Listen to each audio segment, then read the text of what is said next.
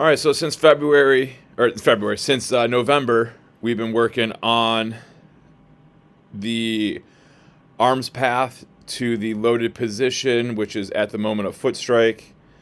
And we talk about that 90-90 position, or the bend that our elbow and the armpit should be in when that front foot hits the ground. So with the old video on the left, the new video on the right, when that foot gets in the ground, we can see that we are almost mirror images of ourselves from November to what we are now here in January.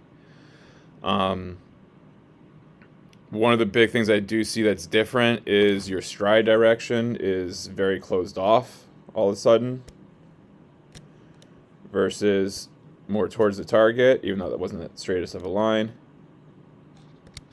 All right, more straight towards the target versus this angle, which there's nothing wrong with throwing across our body a little bit, but that's nothing that we've been trying to work on at all. But we can just see how much further beneath our shoulders this elbow is. So therefore now the elbow is going to have to sail up just to get to a position where it's even with our shoulders. And we can just see how much lower of an arm slot it is now for whatever reason. And now here we are trying to release the ball, not even at a height that's higher than our head, where before we were up over here. So we got some big differences going on that we were not working on. And the thing that we were wanting to be working on is exactly how it's always been. So we really need to go back to that original video and watch it, study it, do the drills from it, because even more important, or not even more importantly, but just as importantly as the mechanics, we need to be able to clean up how we get to release, right? And how we get to release is determined by how we get to a loaded position. And this is our loaded position. Because now everything that we do is going around the baseball, right? Right now we are almost in a curveball wrist position release. We are on the outside. Here's the baseball. Here's our hand. We are underneath the baseball and on the side of the baseball at release. The baseball is going to be spinning in this direction here.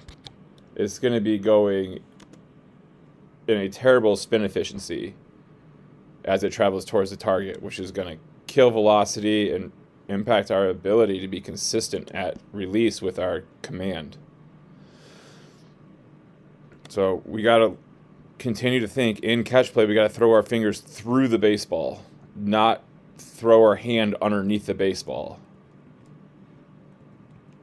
We got to throw through the baseball.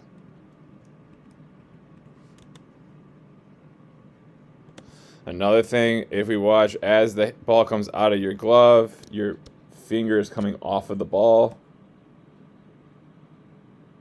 and then going back onto the ball. Let's keep those fingers on the baseball the whole time. You can see right here, the middle finger is starting to come off. The middle finger is not on the baseball. Let's keep our fingers on the baseball.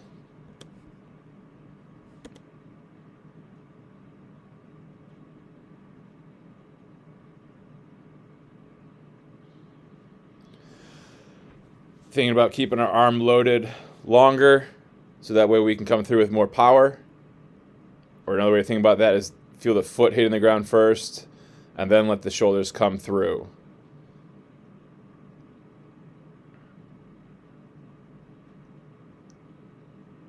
Old is on the left, new is on the right. As we're getting into foot strike here, we can notice that the back foot, really on both of these, the back foot, the back entire leg really is not firing yet.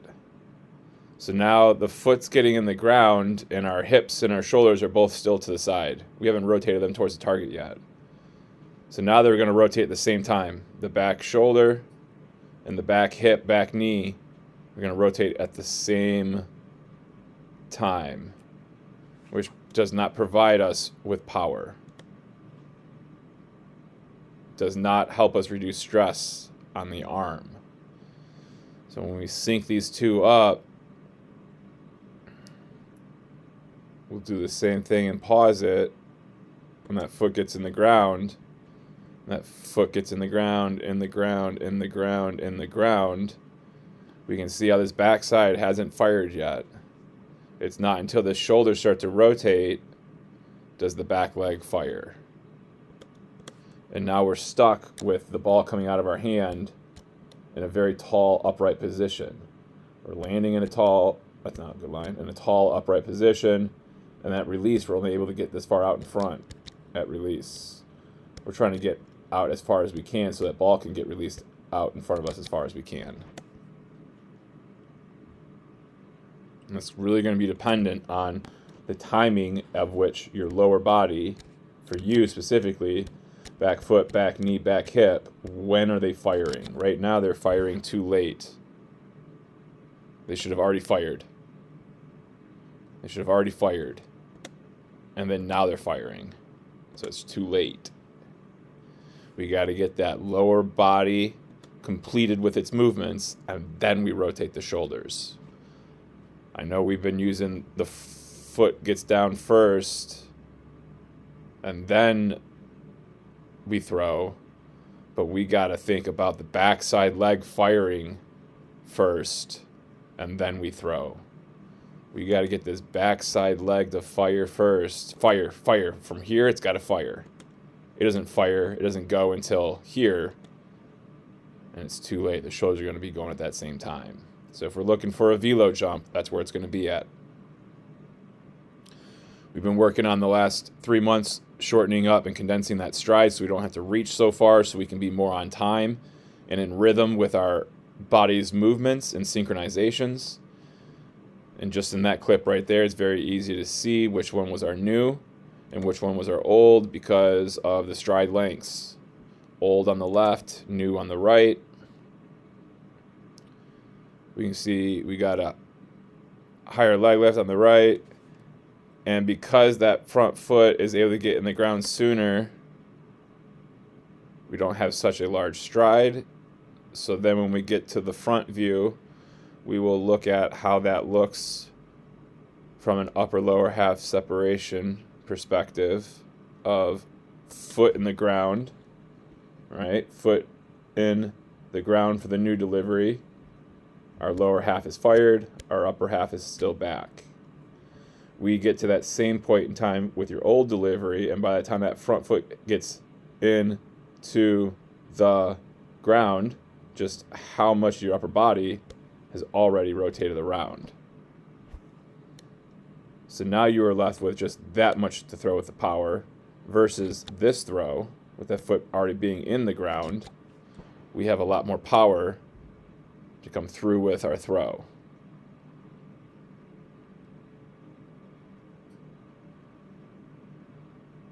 So very good job working through your drills and doing what you need to do at home to become more confident, consistent, and comfortable with this adjustment. Been working on the last 3 months getting momentum going towards our target earlier in our delivery versus having to tilt backwards to feel strength and strong. And as we can see, there was one delivery that was tilting back and one was not, which was a very easy indication to tell us which is our new and which is our old. So one more time, getting to see that the new is on the right, the old is on the left.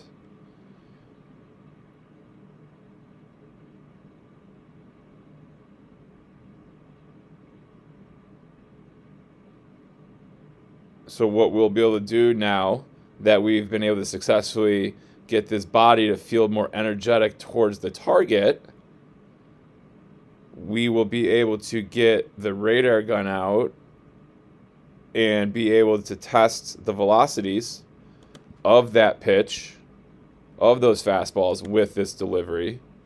And then we'll let you mess around and try to go back to the old way for a few and see what the difference is in velocity. So that way you can be super confident in knowing that you are not going to be throwing slower in this new way, but able to produce just as much power from a more rapidly developing delivery that's going to be able to control the running game a whole lot easier, which is going to make your catcher's life a lot simpler.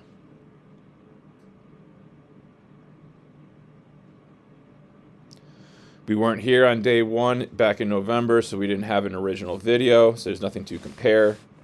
So we'll just have your synced up video here for you to take a look at.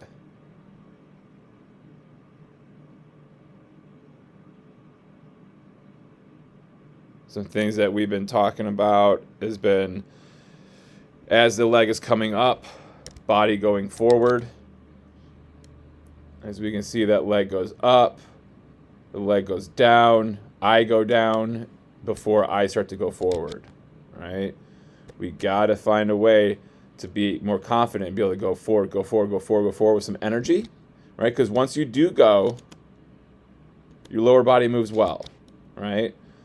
But we can see the biggest thing is where your arm is loaded up to, right? If we look, we talk about we need this throwing arm when that foot gets in the ground to be in its loaded position. And that loaded position is from shoulder to elbow is in a nice straight line. And then the hand is up in some sort of 90-ish degree angle, which then would put the hip or the shoulders in the side of your ribs down here, which would put the armpit angle at 90 degrees as well. We can see your elbow is dropping down instead of your hand loading up. Your elbow is dropping down, and now we got this low elbow angle, which is going to force the arm to have to go up as it's rotating around, instead of as it's rotating around being able to go forward. So now your elbow is going up, and at the same time, it's getting casted out away from you, so the energy is going on this angle instead of on that angle. So we gotta do our throw-in drills of getting that arm up into that 90-90, starting it in that good 90-90, so your body knows what it should feel like to start a throw from a 90-90. And then you gotta learn how to go from this position here, flip it into that 90-90 as we're rotating around, right? So we got a lot of throw-in drills to do before the season starts if we want to be able to get a strong, healthy, accurate, consistent arm.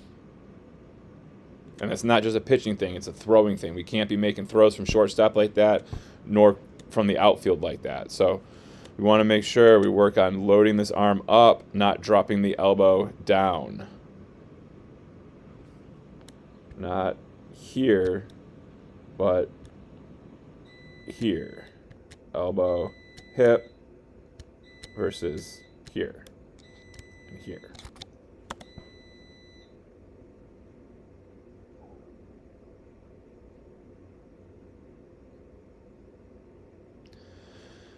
You were also not here on day one back in November when we got original videos taken, so there's nothing for us to compare. However, there's been a couple things that we've been mentioning over the months that we need to be working on, focusing on. One of those is as we lift the leg up, just thinking knee up, we're going to be able to see the buckling that I'm talking about your knee going out and your upper body then tilting backwards. Boom, there's that buckle. Boom, there's that buckle. Boom, there's that buckle. And we can see just how much instability that puts in that foot. Which means it's instability in the ankle, which brings the instability into the knee, and that's because the knee is buckling. And now you're on this angle backwards, and now you got everything that's just here, and nothing is going anywhere, right? Your body is just stuck here. It's up, buckling, it's kicking out, and you're still just here. You're still just here. And now, from this type of positioning, you're expecting your body to aggressively drive you out this way to produce some linear energy or energy towards that target. Foot's in the ground, can't have any more energy going towards the target. And as we watch, as that foot gets into the ground, just how much this upper body is still, or how much this upper body has started to rotate. We know that this front foot hits the ground and this upper body needs to still be to the side.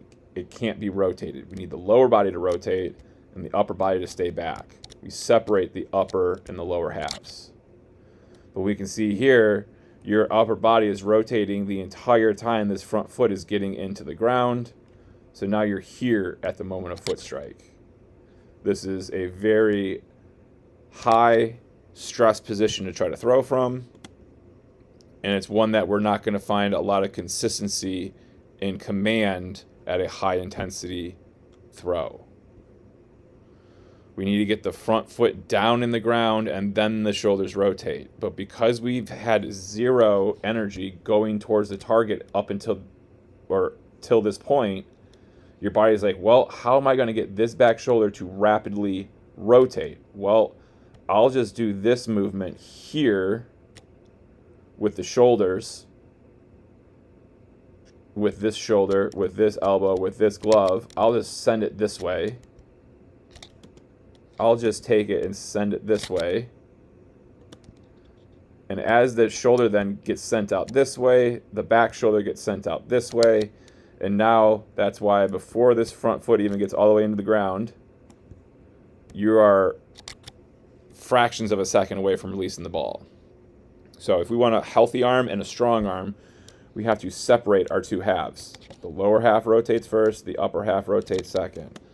On the mechanical drill playlist on the YouTube page, there's about 6, 7, maybe even 8 different videos in the series of hip, shoulder, upper, lower half separation drills. I highly recommend you work on those each and every day to the best of your ability to learn how to separate the lower half from the upper half. But it's going to be a whole lot easier to do that if we get momentum going to the target easier. So on the drill playlist, we need to be doing one of the very first videos on that list, which is how to gain ground to the target during the leg lift. Because right now we're not gaining any ground to the target during the leg lift. Not only that, we're not really gaining any ground to the target during the leg's descent.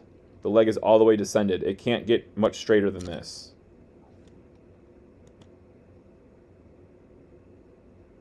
Before we even start to go forward. And because we have no energy going this way, we need to try to get more energy this way to make ourselves feel strong. But now we're opened up, which is actually reducing our power because our body is not flowing in a smooth way, which follows the kinetic chain.